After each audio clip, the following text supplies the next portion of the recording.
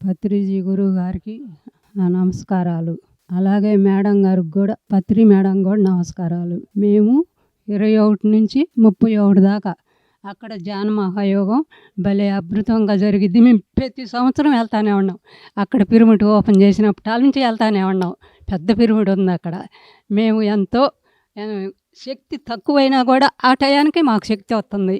అక్కడికి పోయి అక్కడ ఎంతో మహానుభావులు అందరూ వస్తారు. హిమాలయాల్లోంచి కూడా వస్తారు. అందరూ ప్రసంగాలు వింటాము. అక్కడ ఎంతో ఆనందంగా ఉంటుంది. ఆ ప్రకృతి అందాలు స్వీకరిస్తాము. ఎంతో ఆనందంగా ఉంది. ఈత మొక్కల నుంచి కుర్రోళ్ళు వెళ్తుంటే వాళ్ళతోటి పడి వెళ్తాము మేము కూడా, మా భార్యాభర్తలు.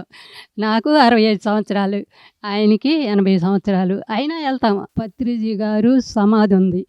ఆ సమాధి అక్కడ ఆ స్థలం తొక్కితేనే ఆ మహానుభావుడు శక్తి ఇస్తున్నాడు.